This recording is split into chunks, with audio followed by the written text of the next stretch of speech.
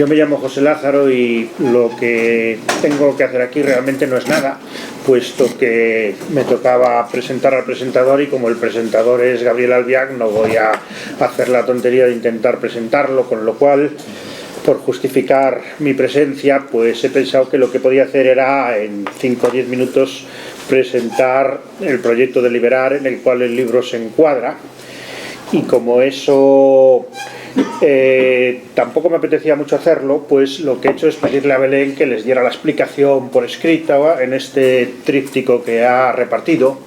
Yo doy clase en la universidad y todos los años, el primer día, les propongo a los alumnos que en lugar de someterles a la tortura medieval de darles clase, yo les doy las clases por escritas el primer día, ellos se las leen y dedicamos el tiempo de las clases a hablar sobre lo que han leído, que es realmente lo lógico.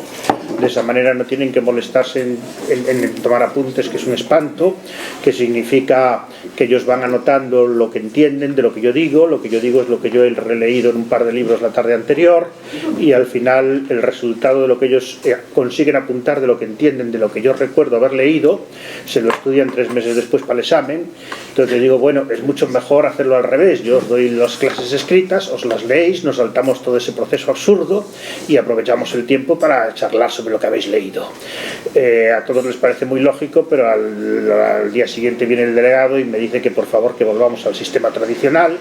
Yo les digo, ¿pero por qué? Si no tiene ningún sentido, es que se nos quedan mejor las cosas cuando las escuchamos que cuando las leemos. Y digo, bueno, pues entonces grabaré las clases y os las paso en un podcast, que es lo moderno. Yo no lo entendía hasta que este fin de semana, hablando con un querido amigo de 20 años, pues me explicó que realmente para ellos ver una página llena de palabras es una cosa que les echa para atrás, que no pueden comprender que en una página llena de letras pueda haber algo interesante que no esté en un vídeo o en una serie de televisión, y y eso coincide curiosamente con el hecho de que hace 10-15 años hubo varios intentos de crear editoriales de libros de audiolibros, con los libros grabados en lugar de escritos, fracasaron y ahora están triunfando, por lo cual me temo que estamos avanzando hacia un mundo en el cual realmente la incapacidad para leer una página llena de palabras hace que sea mucho mejor una grabación o cualquier otro tipo de alternativa. Bien, todo esto no viene a cuento de nada. Lo que quería contarles es que de Liberar no es una editorial. Esto, por tanto, no es un acto organizado por una editorial. Es un proyecto de eso que llaman sociedad civil, que consiste en que nos hemos puesto de acuerdo un amplísimo grupo de amigos, aproximadamente ya vamos por cerca del centenar, para intentar poner en marcha una idea que es combatir el absurdo prestigio que tiene el diálogo. Es decir, frente a la idea disparatada de que hay que dialogar con todo el mundo, de que todo se resuelve dialogando, nosotros queríamos defender la idea de que no todo diálogo es recomendable, de que hay mucha gente con la que no se debe dialogar, que hay 2 tipos de diálogos, el debate y la deliberación. En la lengua cotidiana se usa la palabra debate y la palabra deliberación como si fueran sinónimas, pero de hecho conceptualmente y etimológicamente son opuestas. Debatir viene de batir, pelear, combatir, y consiste en que 2 personas que tienen 2 sistemas de ideas diferentes se enfrentan entre sí para intentar vender su producto al público. No hay ninguna posibilidad de que el otro admita ninguna de sus ideas. Decía Fernando Savater que él empezará a tomarse en serio el Congreso de Diputados el primer día que un diputado le diga a uno de otro partido, pues eso que usted ha dicho es muy razonable, me ha convencido y voy a votar como usted. Entonces, claro, eso es la deliberación, es decir, lo contrario del debate. Deliberación es yo dialogo con alguien que tiene unas ideas diferentes y procuro apropiarme de las ideas buenas suyas que son mejores que las mías. De tal manera que si en el debate gana el que impone sus ideas al otro, en la deliberación gana el que consigue librarse de mayor cantidad de ideas y cambiarlas por las que le ha podido proporcionar el otro. Esa era un poco la idea. La manera de ponerla en marcha pues fue hacer una colección de libros, una revista electrónica cuya característica principal es que no publica artículos, Por aquí está mi amigo Fernando Sánchez Pintado, con el cual hemos tenido largas discusiones porque él pensaba que había que publicar artículos y nosotros decíamos que no, que solo había que publicar deliberaciones, es decir, a partir del momento en que haya 2 o 3 personas que dicen cosas diferentes sobre el mismo tema es cuando se publica el texto. En los libros se ha intentado hacer lo mismo, hacer libros deliberativos. El primero es una serie de diálogos de Juan Cruz con Mario Vargas Llosa. Hay uno de Gonzalo Torrente Ballester, que es una serie de conferencias acompañada de textos que las discuten, y hay otro que es el libro del que yo estoy seguro que pronto nos hará ricos y pronto podremos dedicarnos a hacer lo que queramos, porque se va a convertir en un gran bestseller. Se llama El alma de las mujeres y está escrito en forma de novela neoepistolar, neo en el sentido de que no es como aquellas maravillosas novelas del siglo XVIII, Las amistades peligrosas y demás, era un cruce de cartas. Aquí es un cruce de correos electrónicos, naturalmente, entre 4 personajes, en el que se da la circunstancia de que el protagonista es a la vez el primer firmante del libro. Yo no conozco, el segundo firmante del libro soy yo, que me encargué de tirarle de la lengua al otro, y bueno, y para mí es un caso un tanto, fue muy interesante porque es un caso de un libro con 4 personajes, firmado por 2 autores. El primer autor lleva el mismo nombre y apellido que el primer personaje, por lo tanto, de los otros 3 personajes, 2 me los he inventado yo, y el cuarto es una querida amiga que hace una intervención de eso que llaman un cameo. En cualquier caso, a lo que íbamos, todos son libros que tienen una estructura dialogada, excepto un par de ellos. Uno de ellos es el que venimos a presentar aquí, Democracia, Islam, Nacionalismo, que no tienen una estructura dialogada, pero que son una auténtica invitación al diálogo. Es decir, el libro de Ignacio Gómez de Liaño, sobre el que yo no voy a decir nada porque para eso está Gabriel Albiac y no quiero que me acuse de competencia desleal, es un libro que es una verdadera provocación para dialogar sobre él. A mí se me ocurren muchas cosas, si Gabriel se cansa de hablar y de preguntar, se me ocurren unas cuantas cosas que plantearle a Ignacio, pero me las reservo puesto que no es mi función. Nada más, si quieren cualquier tipo de información sobre Deliberar, un proyecto en el que estamos abiertos a todo tipo de colaboraciones. Nos gustan especialmente los jubilados porque son gente llena de ideas, de conocimientos y con tiempo libre, y son maravillosos a la hora de trabajar con ellos, pero en cualquier caso no tenemos prejuicios y admitimos también otro tipo de colaboraciones. Y sin más, ya le dejo la palabra a Gabriel Albiac para que proceda a la parte seria del acto.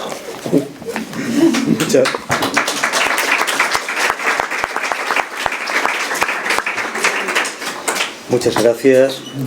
Sobre todo, muchas gracias tanto al editor como al autor por haber contado con mi presencia. Para mí es un honor extraordinario estar hablando del último libro de Ignacio Gómez de Liaño, a quien yo juzgo uno de los muy escasos grandes pensadores con los que podemos hoy contar en nuestro país, y desde luego al que posee una gama de intervención más amplia. No solo la amplitud, la extensión de la obra, es la diversidad de los campos en los cuales Ignacio se ha movido y que le hacen verdaderamente un personaje, un autor fuera de los usos comunes de nuestro gremio.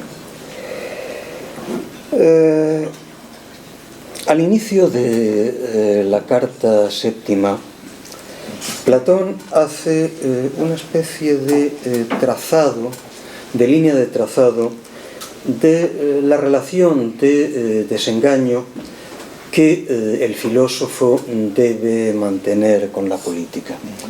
Antaño, cuando era joven, pensaba yo, como tantos de mi edad, que la política era la más noble de las actividades. Luego, naturalmente, se despliega toda esa gran catástrofe que es la biografía política de Platón, desde el hundimiento moral que supone la guerra del Peloponeso hasta las aventuras de Siracusa.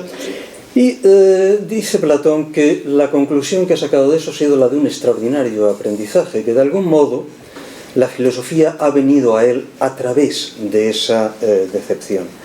Porque dice, comprendí que solo dando el largo rodeo a través de la filosofía, emprendiendo esa segunda navegación que es la del filósofo, podría finalmente volver a entender lo que fue el universo de mis sueños de juventud y por lo tanto el universo de mis ideales ciudadanos, de mis ideales morales, de mis ideales políticos en el sentido más noble del término, en el sentido griego.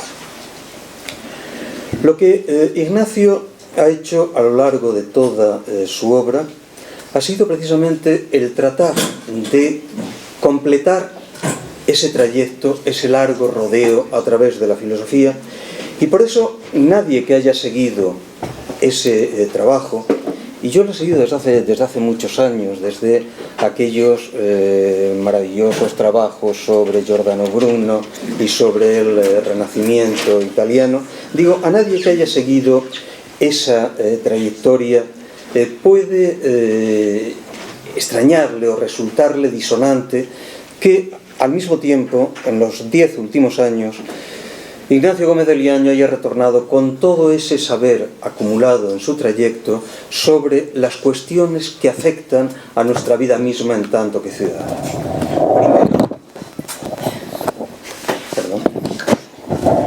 Primero en un libro excepcional que en el momento de su aparición rompía completamente con las inercias y las perezas de los intelectuales españoles, Recuperar la democracia, y hoy con este Democracia, Islam y Nacionalismo, que es una obra mayor en la reflexión de cómo deba situarse ante sus postulados morales un filósofo, un pensador, un intelectual en el sentido más amplio del término. Por eso, naturalmente, debemos considerar que no estamos hablando de dos esferas distintas.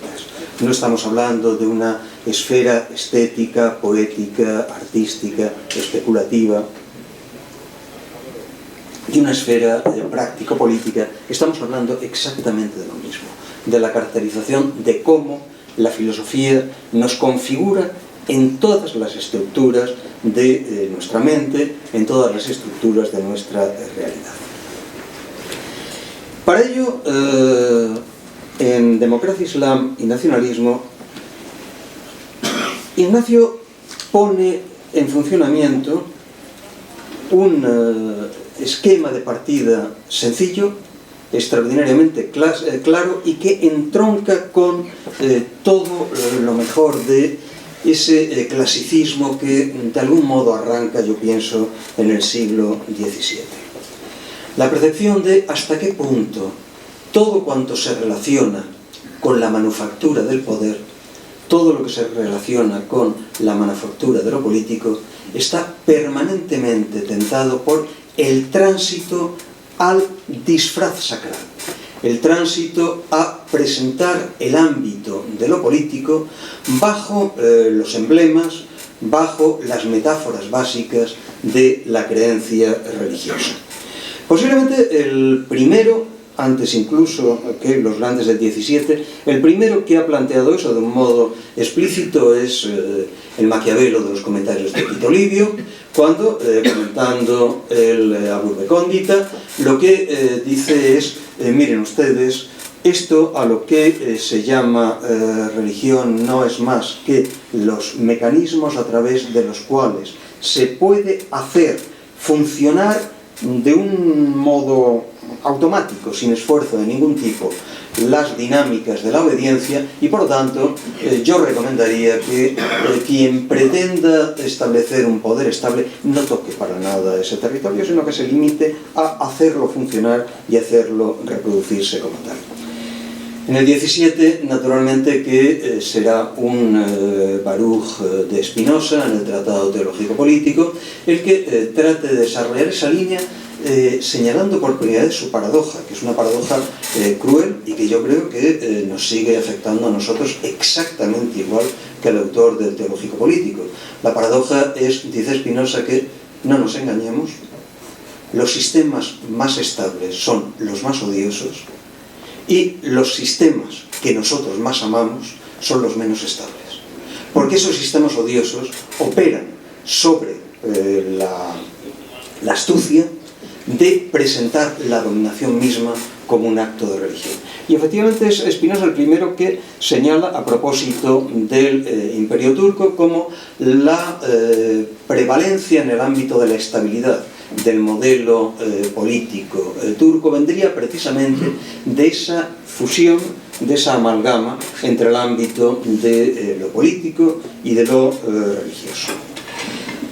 En una especie de vuelta de tuerca, de extremo cinismo, de gran talento, pero de extremo cinismo del modelo propuesto por Maquiavelo, es lo que Carl Schmitt en 1934 planteará brutalmente al decir, miren, ustedes, solo hay un modo de unificar a la totalidad del pueblo, es el término que lo utiliza, del pueblo en torno al jefe, en torno al Führer, y ese único modo es hacer que su palabra sea palabra divina, hacer que el comportamiento, la actuación política de los ciudadanos sea vivida como la identificación con una religión.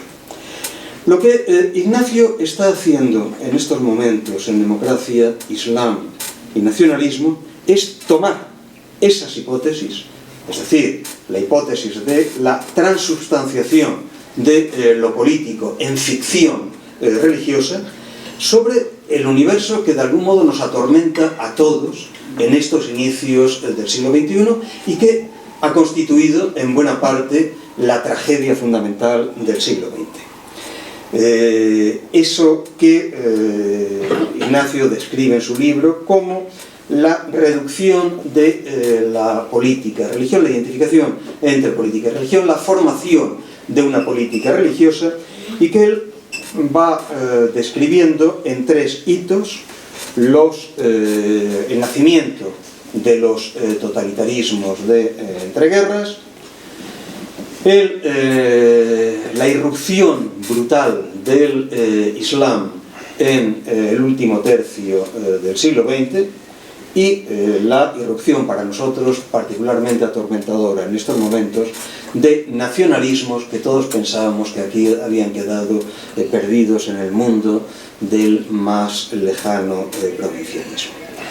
En los tres casos la diagnosis de Ignacio es inapelable. Estamos ante modelos de política religiosa perfectamente descarados.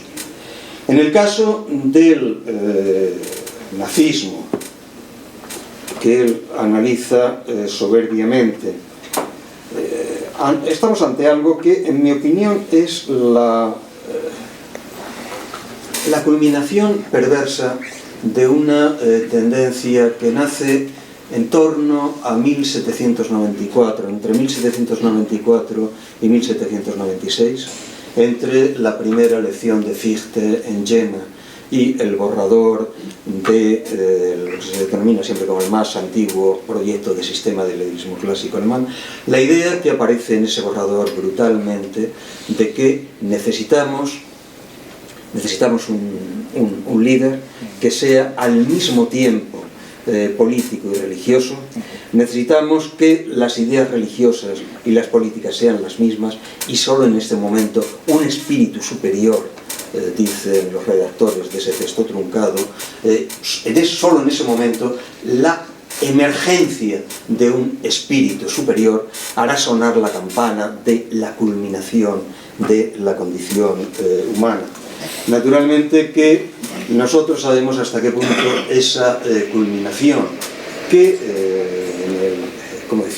que la ingenuidad del primer romanticismo propone y que se desarrolla a lo largo de la trágica historia de la Alemania del XIX y del primer tercio del siglo XX, culmina en eso que Ignacio resume como el credo de la Iglesia nazi: uno, la sangre, y más en concreto el portador de la sangre, el Volk.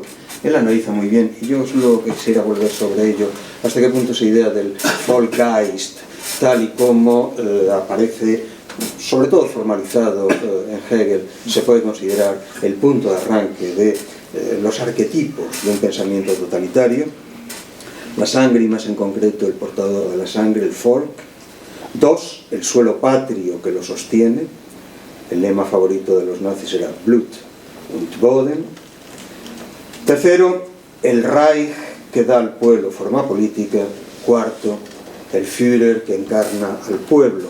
Y que, por cierto, yo estos días, en relación con la espantosa situación del aparato judicial en España, estaba releyendo el viejísimo artículo de Carl Schmitt que lleva el título de El Führer crea derecho, en el que efectivamente se mantiene esa tesis de que el Führer es la única fuente, pues naturalmente es la voz del pueblo. En lo que concierne a el otro gran totalitarismo, el salvacionismo soviético, igualmente excelentemente descrito por Ignacio, nos encontramos probablemente ante el esquema más acabado de la transformación de lo que en el siglo XIX y en la obra de Marx pretendía todavía ser sencillamente un análisis material de la realidad, en la profecía de un paraíso al alcance de las manos. Bueno, a mí siempre me viene a la cabeza aquella fórmula terrible de Zinoviev en los inicios de la Revolución Rusa, y Zinoviev no era realmente de la gente más bruta de la Revolución, cuando dice que, en Rusia puede haber entre un 5 y un 10% de la población que sean un obstáculo para la llegada a ese paraíso, a esa culminación histórica. No hay más que liberarse de ese 5 o 10% y estaremos en plena posesión de esa, ¿cómo decir?, de esa salvación en tierra, pues realmente lo que se está planteando es una religión de la salvación, pero mundanamente inserta, lo cual plantea problemas mucho más graves que el de las religiones trascendentales, porque a fin de cuentas, en una religión trascendente, la figura de Dios siempre opera como una cierta mediación. En el caso de un finalismo, de una teleología propiamente mundana, no hay elementos moderadores de ningún tipo. Si lo que está en juego es la llegada a la culminación de los tiempos, miren ustedes, la cifra de muertos es irrisoria, no cuenta, no es nada. Estos días pasados, en relación con los acontecimientos internacionales, con la primera condena por genocidio en Camboya, estaba viendo los datos de Camboya. 21% de población exterminada en 4 años de genocidio. Es una cosa inimaginable. Eso es la gran religión sacrificial. Y ese pequeño apunte que hace Ignacio y que es tan pertinente de la emergencia en estos últimos años de los populismos, que a fin de cuentas no son sino la variedad confusa de esa misma dinámica, de esa misma visión del asalto a los cielos. Yo cuando oigo hacer esos elogios del populismo, del plebeyismo, con los que nos han torturado las orejas una serie de ignorantes en estos años, no siento solo el desprecio hacia la ignorancia, que a fin de cuentas es un sentimiento bastante benévolo, no. Siento verdaderamente la ira de saber que lo que está detrás de esto, muy bien señalado por Ignacio, es todo el mal, todas las dictaduras de las cuales beben y por las cuales han sido alimentados. El problema de los populistas es que se presentan como libertadores y purificadores de una sociedad oprimida, envilecida y corrupta, cuando se nutren con los fondos económicos e ideológicos de las dictaduras más opresoras, envilecedoras y corruptas. Y en tercer lugar, una irrupción que yo creo que no contábamos con ella. La gente de mi generación no hubiera dado crédito si alguien hace 30, 40 años nos hubiera dicho vamos a entrar en un periodo de guerras de religión.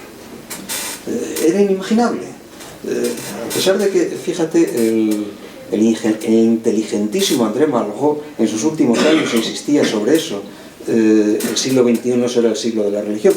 El personal se lo tomaba como una especie de alabanza, no lo era.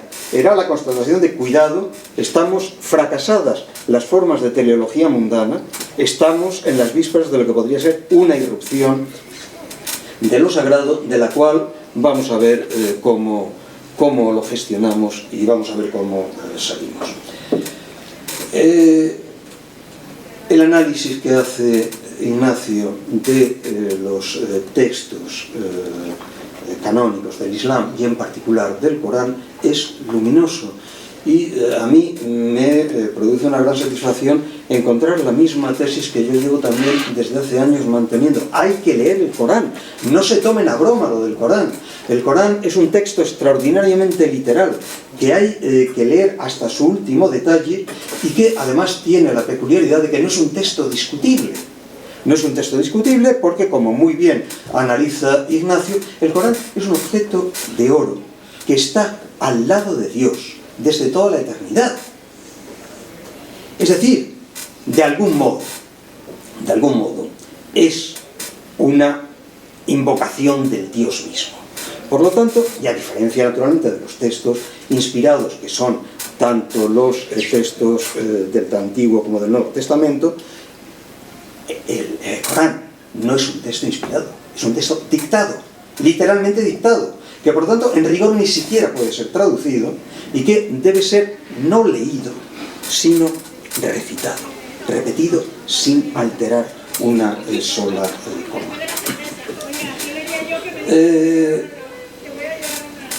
Tras una descripción, insisto que escalofriante, de lo que supone la imposibilidad de coexistencia de un sistema democrático con una aplicación rigurosa del Corán, después de ese capítulo terrible pero inapelable, en el que se establece cuáles son las condiciones que la ley islámica establece para los dhimníes, es decir, para los que forman parte de las religiones de los otros libros, es decir, del Antiguo y el Nuevo Testamento. Se habla, en mi opinión, de un modo, con una alegría y con una trivialidad absoluta de las tres religiones del libro. ¿Qué es eso de las tres religiones del libro? Vamos a ver. Lo que caracteriza la literalidad coránica es que a cristianos y a judíos se les trata no directamente con la ejecución de muerte con la que se trata a los kafires, es decir, a los incrédulos, pero sí con la imposición de condiciones de esclavitud no aceptadas, las cuales se incurriría en la misma pena que la de los kafires. Nuestro mundo occidental vive en una especie de fantasía. Yo, por desgracia, he tenido que vivirla muy de cerca en las dos ocasiones en las que el diario ABC me mandó a hacer crónicas sobre las dos grandes matanzas de París, la de Charlie Hebdo y la de el Bataclan.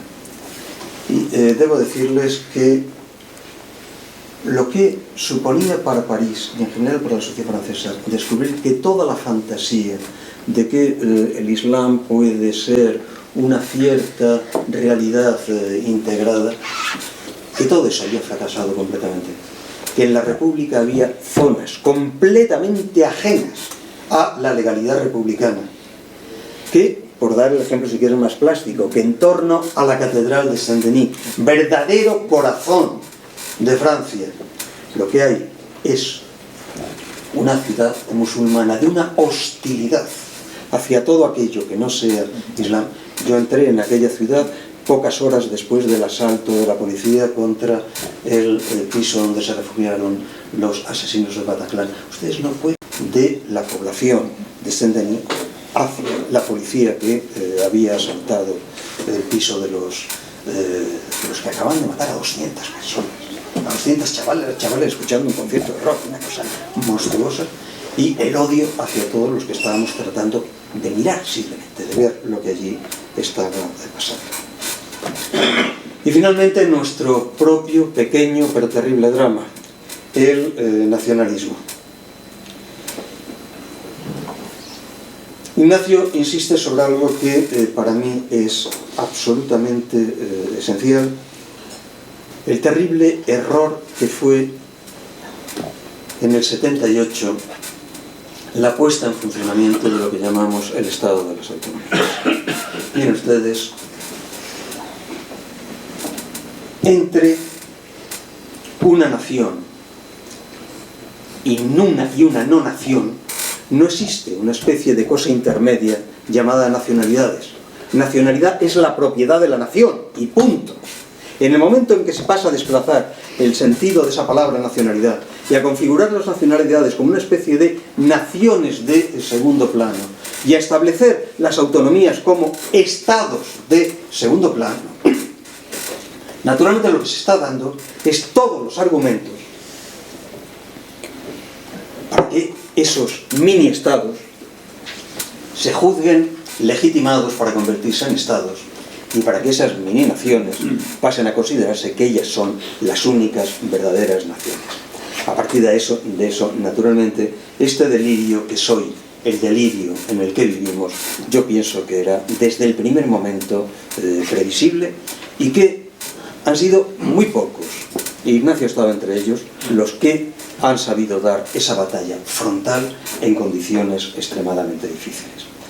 Y de esa batalla frontal debo decir que Ignacio sale asombrosamente incólume. Uno pensaría que se puede acabar en lo más hondo de la depresión constatando hasta qué punto toda nuestra historia ha acabado en un desastre. Y al final de su anterior libro, Ignacio daba señal de que uno podía caer en eso. Pero fíjense la respuesta. A veces pensé terminar este libro con un verso de Virgilio. El verso dice: una salus victis nullam sperare salutem. O sea, para los vencidos no hay otra salvación que no esperar ninguna salvación. Pero inmediatamente se recupera. Dice, pero el tiempo no pasa en balde, y ahora me doy cuenta de que esa línea del poeta latino exhala un tono trágico y fatal al que no me siento tan cercano como entonces. Y acaba concluyendo: es preciso reconstruir la conciencia nacional. 10 años después, cuando la situación es mucho peor, Ignacio sigue manteniendo esa misma fuerza, esa misma voluntad de resistir, esa misma apuesta por la necesidad de hacer frente a todas las formas de la destrucción, de una destrucción de la nación que no es solo una destrucción de la nación, que es la destrucción de todos y cada uno de nosotros mismos, porque es la destrucción de nuestra inteligencia y por lo tanto la destrucción de nuestra capacidad de ser hombres libres, hombres morales en el sentido más fuerte del término. Y eso, querido Ignacio, y por eso todos yo creo que te debemos estar agradecidos, eso es dar testimonio de la filosofía en un mundo en el que cada vez más es el cinismo y la falsedad lo que se impone. Y ahora cuando hables, yo después quisiera hacerte un par de preguntas concretas. ¿Te parece?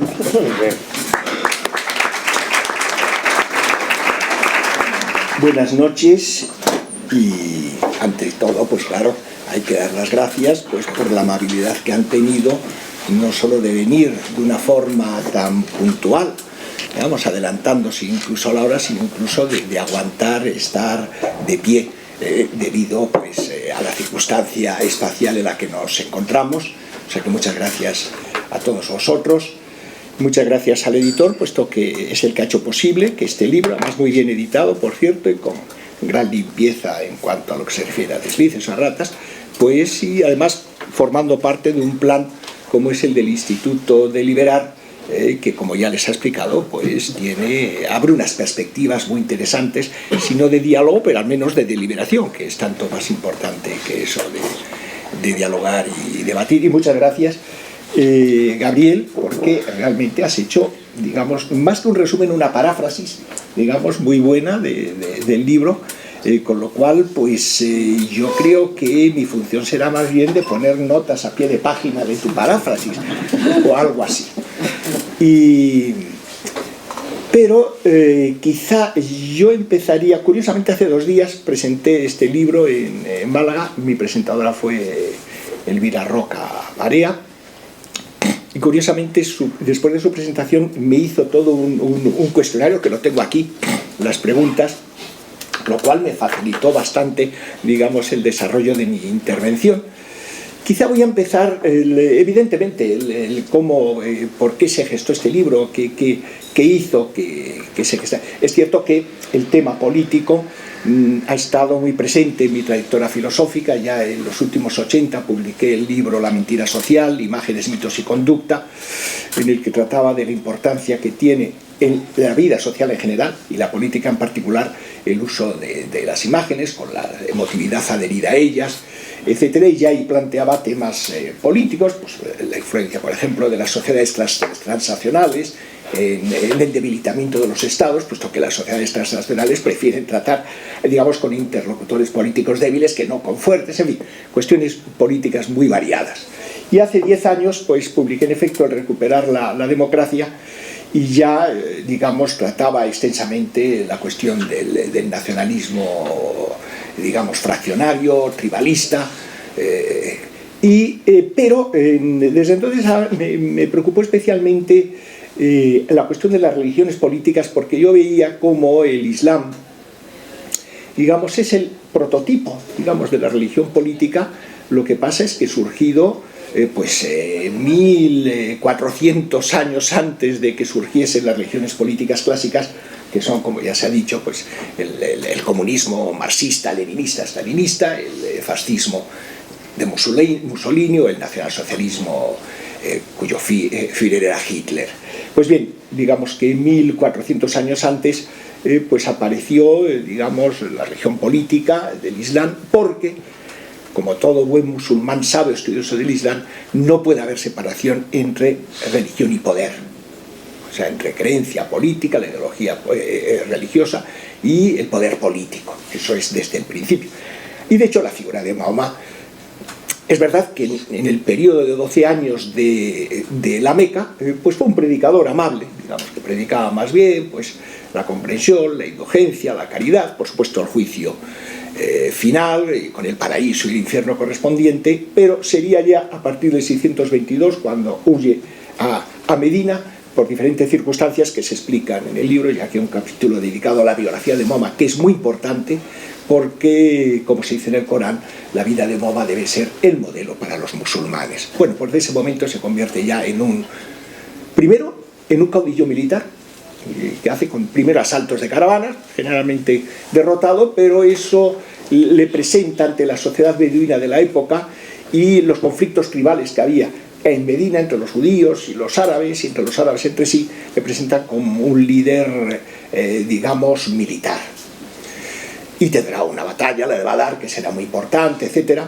Y se va, digamos, ya su estilo religioso ya no tiene el tono oracular, poético que tenía en las aleyas, en los versículos, digamos, en las instrucciones que daba en la época de los 12 años de la Meca, sino que en esos 9 años que le esperan en Medina, hasta que fallece, a partir del 622, pues ya adquiere un tono legalista, un tono, digamos, agresivo, digamos, un tono, por otro lado, como nada oracular y nada poético, en el que, por otro lado, pues ya se marcan las directrices fundamentales, pues que son las directrices fundamentales de que hay que convertir por todos los medios a todo el mundo a su propia ideología religiosa, y que si hay que emplear la guerra, se emplea la guerra, sencillamente.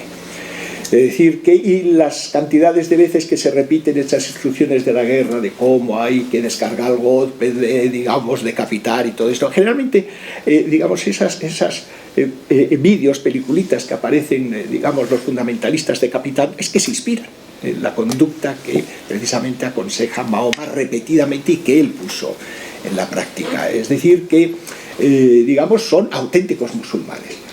Se les llama fundamentalistas, no sé qué, pero de hecho son musulmanes íntegros, como era el Ayatollah Khomeini, digamos, si se hizo terrorista e inventó un régimen terrorista, pues es porque era un musulmán íntegro.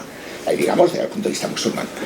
Es verdad que afortunadamente la inmensa mayoría de los musulmanes pues son malos musulmanes, y yo tengo bastantes amigos musulmanes y entonces nunca he tenido ningún problema con ellos. Pero es verdad que los que sufren más las consecuencias de esta ideología, digamos, belicista, en la que los apóstatas, los que se apartan del Islam, son condenados a muerte. Por eso es por lo que no le deja a su familia.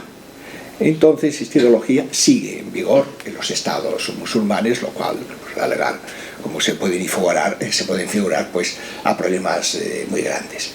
De hecho, el año pasado, es una anécdota que he contado bastantes veces, pero es que me llamó mucho la atención, di una conferencia en Málaga, en la Térmica, en una sociedad cultural que se llama La Térmica, sobre la vida de Mahoma, era ese tema. Y noté que en las primeras filas, en la segunda o tercera, había un joven con rasgos norteafricanos, y digo, vaya, a ver, que estaba muy atento. Y fue el primero que pidió la palabra cuando terminó la conferencia. Recuerdo que inicialmente dice, bueno, sobre lo que ha dicho usted de las esposas de Mahoma, pues no eran 13, sino 15, en fin, bueno, esto hay diferentes versiones.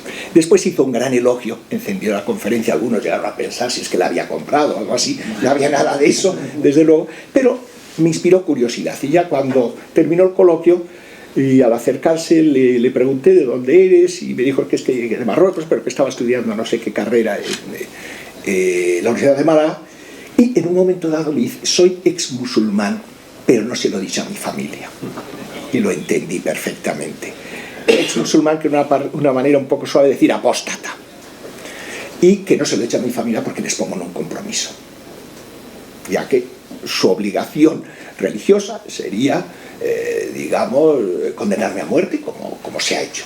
En cualquier caso, otro de los versículos de Mahoma es que si tu padre o tu hijo abandona el Islam, no puedes considerarlo tu amigo. Y en otras ocasiones, pues hay que acabar con él. Pues bien, y también me preocupaba porque, aunque es verdad que nosotros hemos empezado a tener, y la experiencia que tú tuviste junto a Saint-Denis, yo la tuve hace pocos años, cuando fui allí a la maravillosa basílica, que es una de las joyas del gótico mundial, y que es donde están enterrados todos los reyes de Francia. Entonces, al salir del metro, recuerdo, digo, anda, ¿pero qué es esto? ¿Dónde estoy? Es asombroso. Dentro de la basílica éramos 4 gatos, los que estábamos, pero todavía es mucho más grave la situación en los propios países musulmanes. Si ustedes conocen la historia contemporánea de los últimos 50 años, verán que se han producido cientos de miles o millones de muertes por las guerras civiles que ha habido en Bangladesh, en Pakistán, en Afganistán, en Siria, en Argelia, en Egipto, en el Líbano, en Indonesia, y en otros países, digamos, menos conocidos que pertenecieron antiguamente a la Unión Soviética.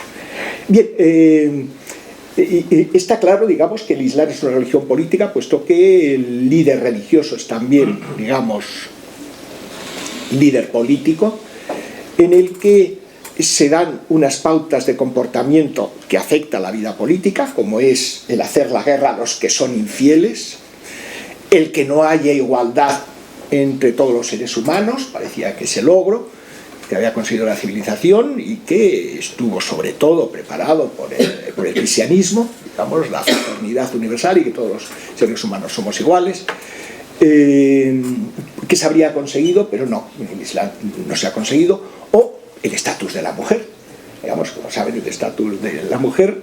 Para Mahoma la mujer era un objeto erótico, él empleaba sexual fundamentalmente. Él incluso en una de sus aleyas dice, con la mujer hay que tratar a la mujer como el labrador trata con el arado a la tierra que labra, como diciendo, puede hacer lo que le dé la gana.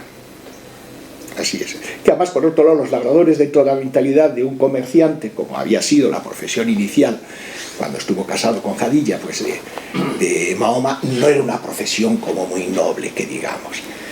Pues bien, digamos, dedico 3 largos capítulos, en total es casi 220 páginas del libro a esta cuestión de la biografía de Mahoma, puesto que es modelo de forma, y los contenidos políticos del Islam en relación, como he dicho, pues con la Guerra Santa, como también se me olvidaba la concepción de Alá, de Dios, porque la concepción de Dios de Mahoma no es un ser que actúa conforme a las directrices de la razón, ni que se comporte bien según los seres humanos consideramos que es comportarse bien.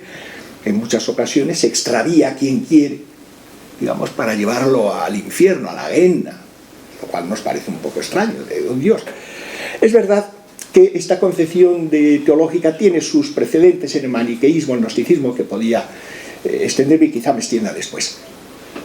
En fin, que hay, o la concepción que tiene del propio Mahoma. Mahoma, como muchos apóstatas, precisamente digo un apéndice del capítulo segundo dedicado a Mahoma, al Islam, mejor dicho,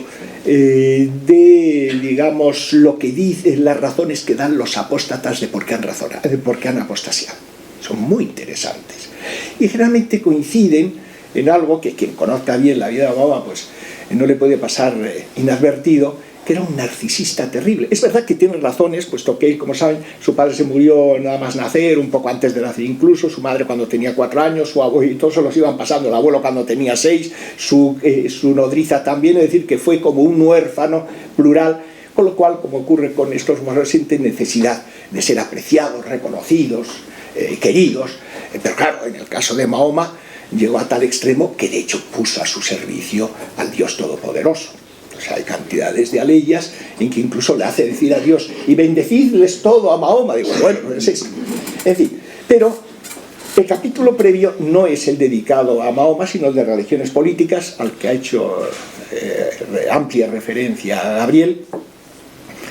Las religiones políticas son religiones inmanentes, es decir, que sitúan lo sagrado no en un plano de trascendencia, más allá del mundo, donde se supone que está Dios, los ángeles, los santos, etc., sino dentro del mundo y en cosas del mundo, concretamente en el caso de la primera importante religión política, que es la del alemán judío Carlos Marx, discípulo de Hegel, al cual también convendría hacer amplia referencia por su teoría del Volksgeist, que así tal, del espíritu del mundo, en fin, quizá nos extendamos en eso.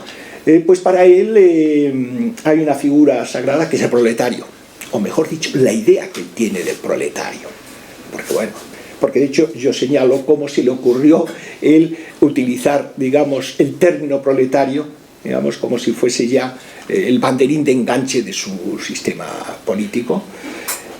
Se parece también, hay por lo tanto un pueblo elegido, que es la clase obrera. No es como en el caso de Mahoma, que es el pueblo árabe, musulmán, la umma, esa es, digamos, el pueblo elegido, que tiene que hacer una guerra sin cuartel. En el caso de Marx es a la burguesía, hasta que impere totalmente con la dictadura del proletariado. En el caso de Mahoma, pues claro, no es la burguesía, son los infieles en general, digamos.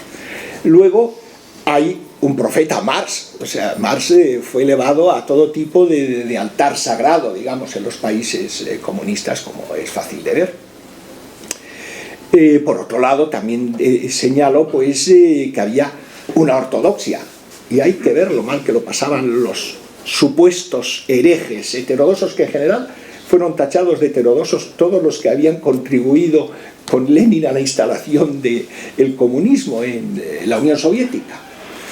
Pues bien, hay toda una teología política, legalista, rigurosa. Incluso Lenin establecía que había dos verdades, una la verdad realista y otra la verdad del marxismo, que era lo importante. O sea, no podía ser auténtica verdad lo que se opone a las tesis del marxismo, ni se podían cuestionar, etc. Las dos verdades.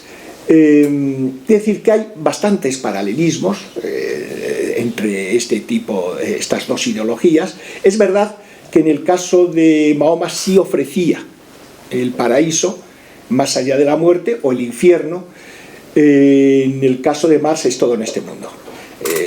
Digamos, el infierno, pues a casi todos los que vivieron los regímenes comunistas supieron lo que era vivir en el infierno, sobre todo los que iban al Gulag, etc. Y el paraíso lo situaban no en el más allá, sino en el más allá temporal, digamos, en el futuro.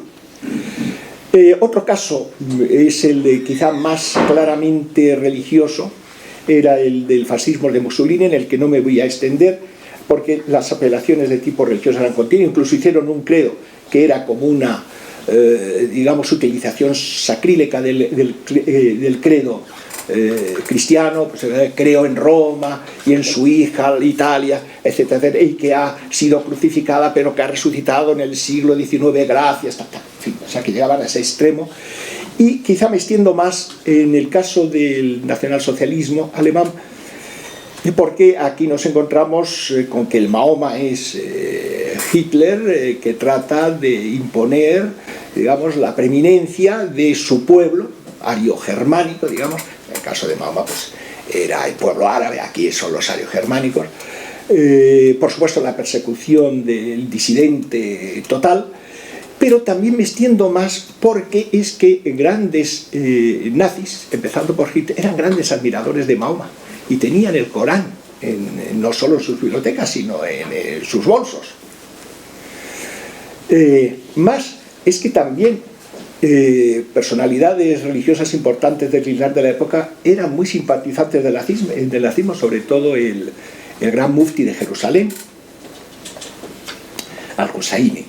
Él proporcionó una serie de divisiones importantes, digamos, de musulmanes para que combatiesen a favor de Hitler, concretamente en la Europa oriental, más varios miles de personalidades nazis después de la guerra se refugiaron, sobre todo en Siria y en Egipto, y cambiaron su nombre alemán por el nombre árabe y formaron parte, pues, de los cuerpos, digamos, de propaganda o del tipo que fuese de esos países musulmanes.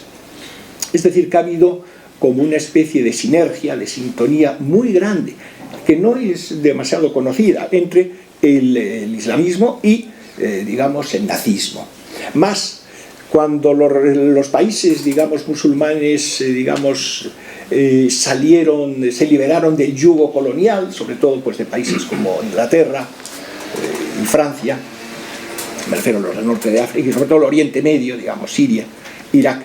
Muchos de esos países se inspiraron cuando quisieron hacerse naciones modernas en el régimen nazi. Es curioso, lo que pasa es que es verdad que de esa religión política del nazismo pasaron al comunismo cuando se produjo la gran debacle nazi del 45. Cuando pierde la Segunda Guerra Mundial, pues ellos dicen, no podemos seguir teniendo como fuente de inspiración, pero no van a buscarla en las democracias liberales para nada, sino en el comunismo. Por eso es por lo que el primer capítulo es un capítulo dedicado al tema de religiones políticas. Debo decir que su punto de partida está en el gnosticismo. Me explicaré, es un tema que yo dediqué 1500 páginas, ahora he reeditado el libro de Círculo de la Sabiduría, al tema del gnosticismo, el maniqueísmo y su influencia también en el budismo tántrico, etc. Porque, ¿en qué se parece? El gnosticismo tiene una idea del mundo como un lugar de exilio. Bueno, ha sido hecho por un dios ignorante, algunos piensan que malvado, presuntuoso, no voy a contarles la historia, nace de un aborto de Sofía, que es el último eón, en fin, eso, léanse las páginas de Círculo de la Sabiduría porque sería el cuento de nunca acabar, simplificando. Entonces ese dios abortivo, llamado Yabaldaot, hace un mundo que es un mundo animalesco, o sea, es un mundo inferior, pero algunos seres humanos tienen la centella del espíritu que es propio de la madre de Yaldabaoth, de Sofía, la sabiduría. Entonces estos son los gnósticos, los que tienen conocimiento. Entonces estos ven el mundo como una tierra de exilio y de sufrimiento. Entonces la mayor parte de ellos pues piensan que es un lugar inhóspito y que uno tiene que aspirar pues a volver al reino de donde procede Sofía, que es el pleroma, digamos, pues del padre de las luces. Bueno, estoy simplificando.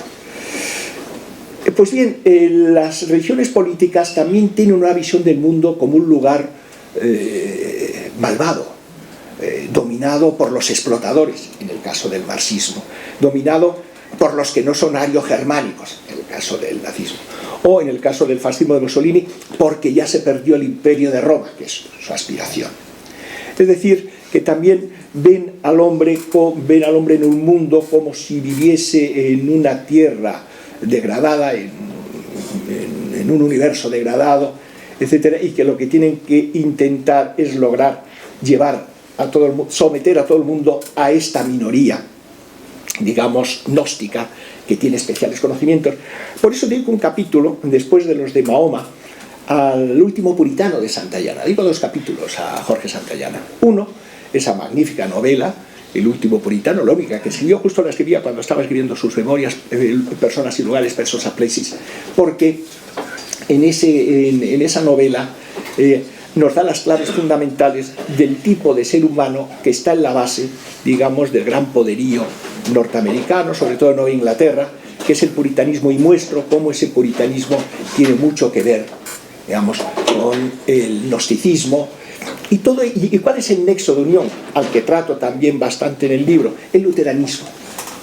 Precisamente Lutero dio más importancia a la fe que a la razón. Lutero, por otro lado, se constituyó como el representante máximo de interpretación de la Biblia. Eso que llaman el libre examen. Él combatió a todos los que interpretaban la Biblia que no coincidiesen con él, o sea que del libre examen es el que él se tomó, pero no permitía a los demás. Por otro lado, él estableció que los príncipes protestantes eran también obispos, eran jefes religiosos, es decir, la unión de poder político y religión, iglesia. Es decir, que en esos sentidos, en ese sentido el luteranismo, lo desarrollo, está, digamos, como puente que va del gnosticismo, para simplificar, y de otras corrientes que tienen que ver con el gnosticismo, y ya la fundación de las religiones políticas. Y bueno, pues entre ellas está el nacionalismo, que como se ha dicho, pues es un tipo de religión política en que pone el concepto que los nacionalistas tienen de nación, de pueblo. Quieren que se acomode todo el mundo, todos los individuos, a esa idea que tienen de nación. Es decir, son, digamos, como los comunistas, pues la idea era que todos se ajustasen al paradigma, digamos, antropológico, por así decirlo, del comunista, según Marx, Engels, Lenin, Stalin, etc., lo habían definido. Pues bien, aquí nos encontramos también con los nacionalismos, con eso tienen también su religiosidad. Bueno, sobre lo de Lutero debo decir que una de las enseñas que empleaban los nazis era precisamente la cabeza de Lutero con la cruz gramada. Más, el antijudaísmo de los nazis está anticipado totalmente, y de muchos documentos, en los escritos de Lutero. Si ha habido un antijudío, desde luego ha sido Lutero, y hay cantidades de textos y de, digamos, no solo textos, sino también de iniciativas políticas que hizo. Más aún, él era muy simpatizante de los turcos, como el príncipe de Hesse, un gran luterano. Justo cuando los turcos estaban conquistando la Europa Oriental y iban a poner el asedio de Viena, pues bueno, el príncipe de Hesse era más partidario de los turcos que del emperador Carlos V y de los príncipes católicos. Y por supuesto, Lutero siempre dijo que simpatizaba más con los turcos que con los católicos romanos. O sea que, quiero decir, que por eso es por lo que me interesaba también señalar la figura de Lutero como puente entre esas dos épocas, digamos, filosófico-políticas, del gnosticismo y del puritanismo y las religiones políticas, con 2 capítulos. Uno que es más teórico, es sobre el hombre y el Estado. Trato de hacer la fundamentación más correcta que hay sobre las relaciones del hombre y el Estado, basándome en figuras, por supuesto, como Platón, la República, las leyes, también Thomas Hobbes, el padre Juan de Mariana.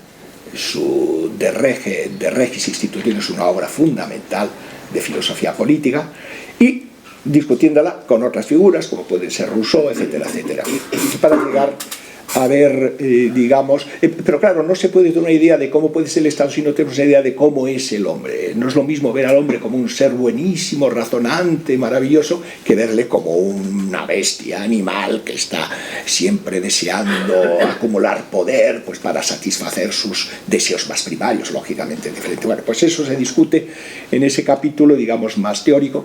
Y el último se llama Reconstruir la democracia, porque creo que tiene, digamos, gran necesidad de reconstrucción. Pero como no voy a contar todo del libro, porque me parece que ya me estoy extendiendo demasiado, prefiero que sean ustedes los que, digamos, pues miren ese capítulo final para que vean las propuestas que hago, aunque una de ellas ya la ha señalado Gabriel.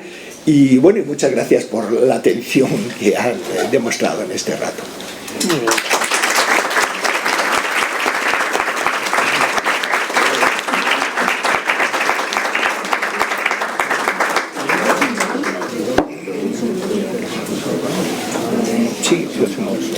Sí. Ignacio, a mí me gustaría pedirte un par de clarificaciones muy pegadas al texto. La cuestión de Hegel ha aparecido ya en varias ocasiones. Sí.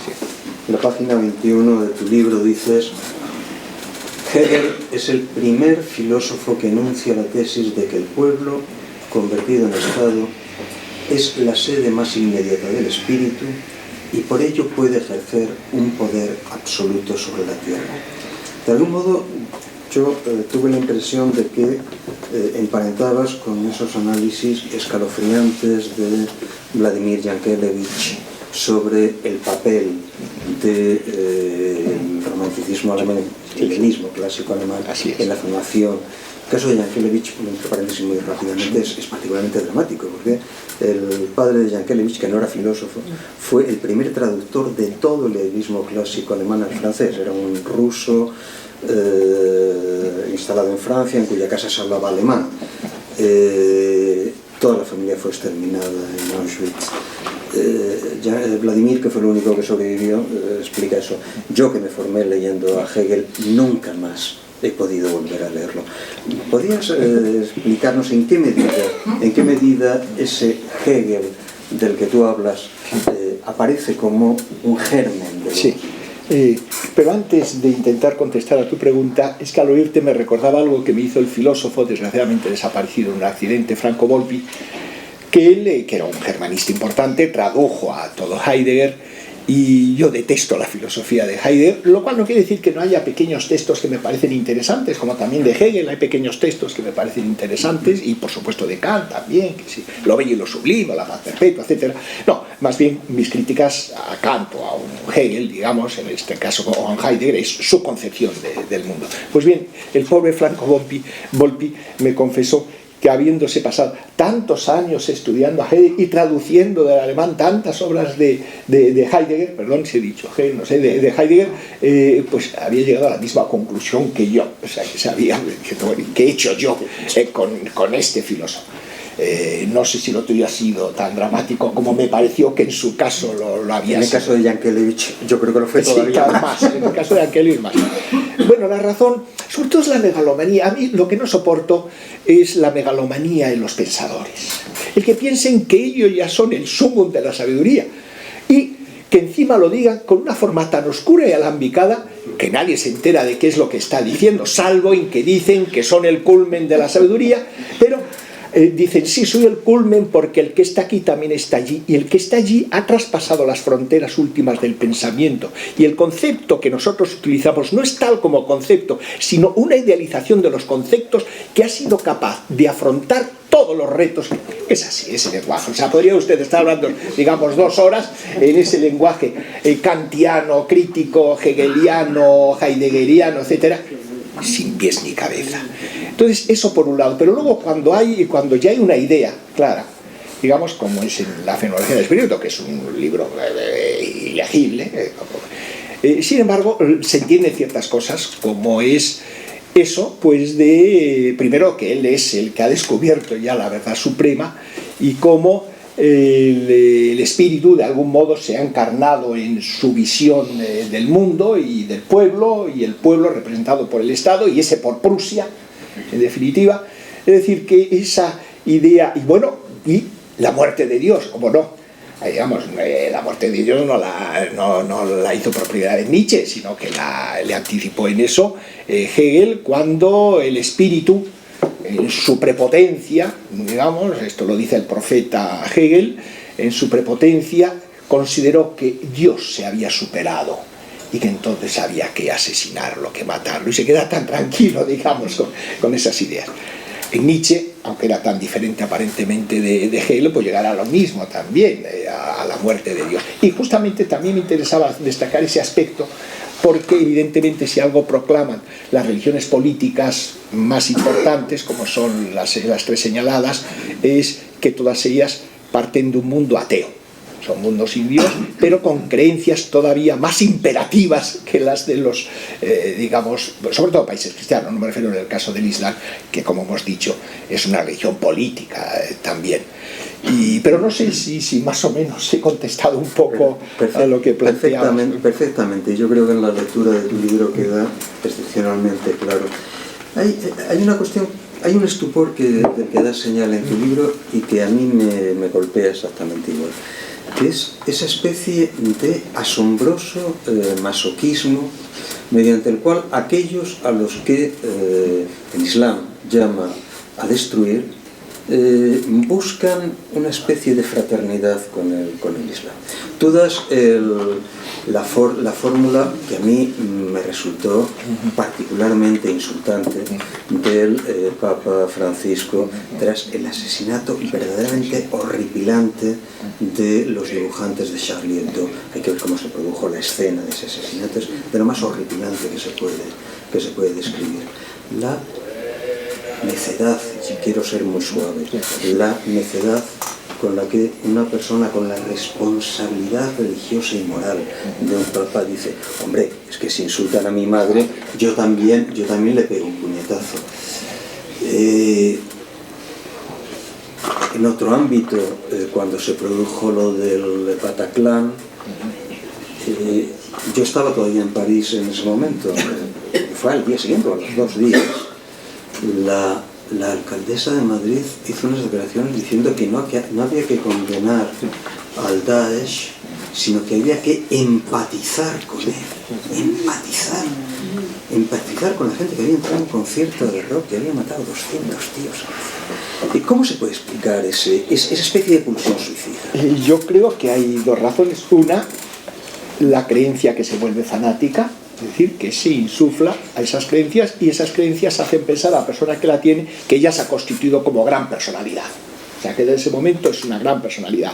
Y como se le ordena que hay que matar, pues eso es la heroicidad más grande. Esto, digamos, en los que podríamos decir que son más valientes. La mayoría, que no son tan valientes, es el miedo.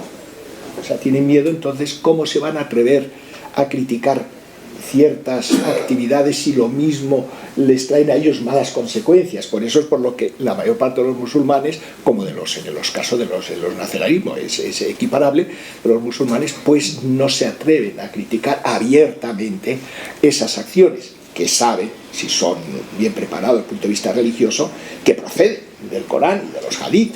Entonces dicen: cuidado, que estos realmente están haciendo lo que dice nuestros textos sagrados, por lo tanto no vayamos en contra, porque desde el punto de vista religioso tendrán que perseguirnos a nosotros y matarnos también por ser infieles.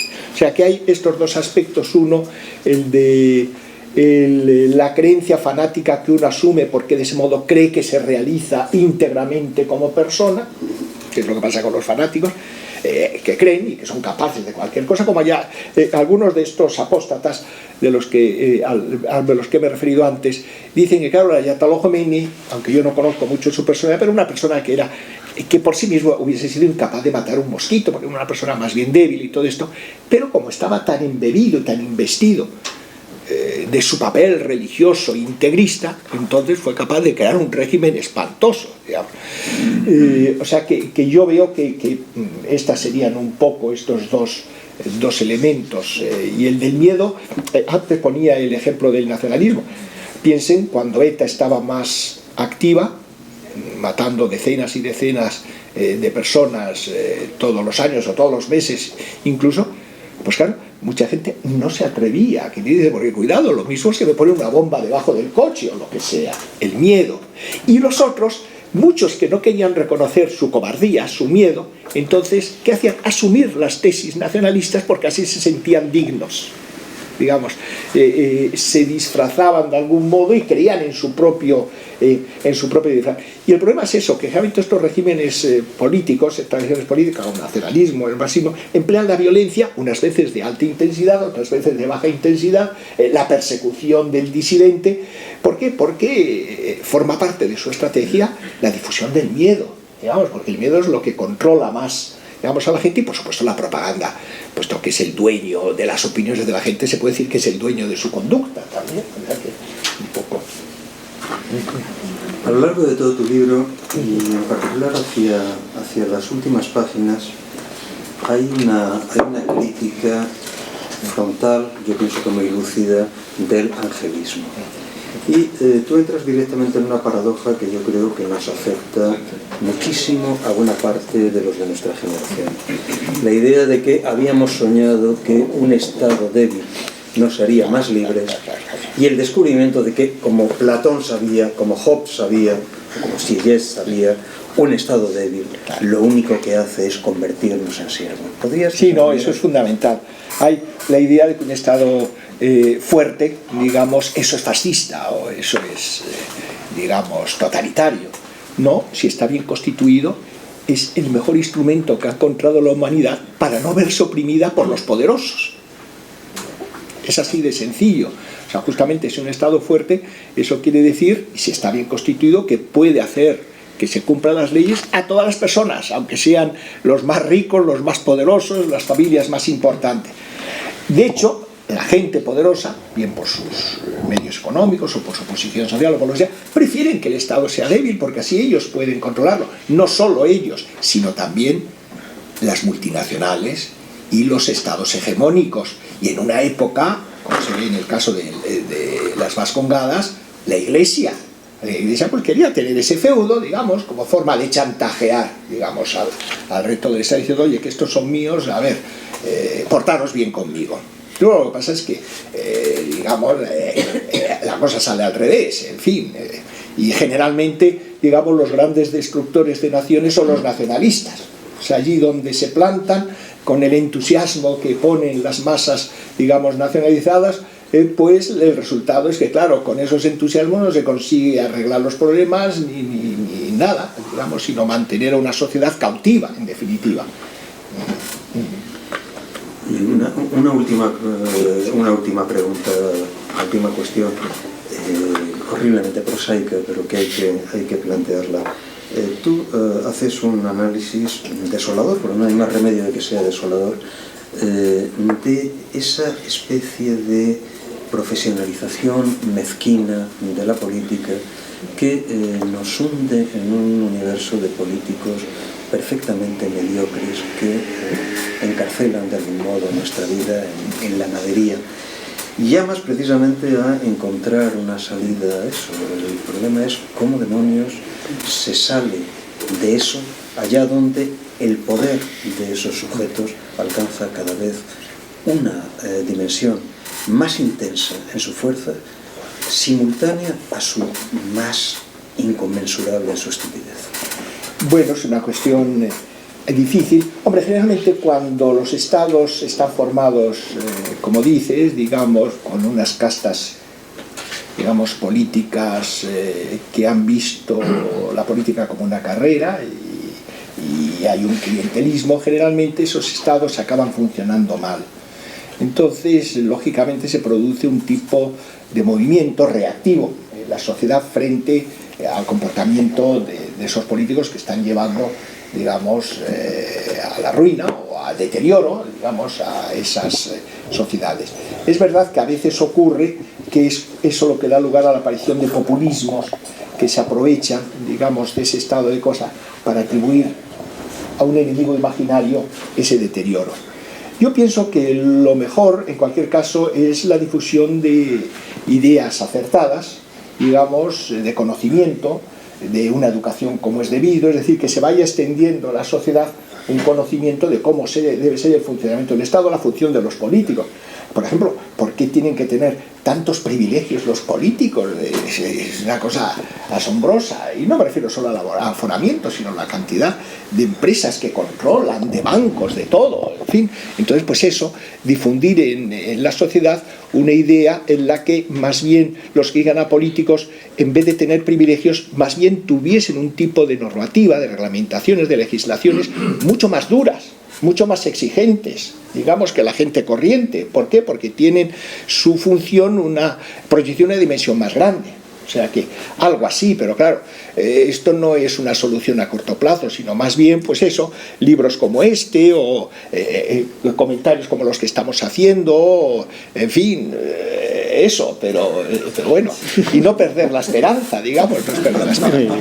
Muchísimas gracias. Bueno, yo no sé si ustedes se han dado cuenta de que a pesar de que hemos empezado con una puntualidad absolutamente germánica, entre otras razones porque ya la sala estaba llena y los mal llamados 5 minutos de cortesía, que en realidad son de descortesía, no eran necesarios. A pesar de ello, nos hemos pasado 15 minutos del tiempo de una hora previsible para este tipo de actos y la sala sigue llena, nadie se ha ido, lo cual demuestra que las dos intervenciones han sido especialmente brillantes y que podríamos seguir una hora más si no fuera porque me imagino que el personal de la librería nos agradecerá que no lo hagamos, no por falta de ganas.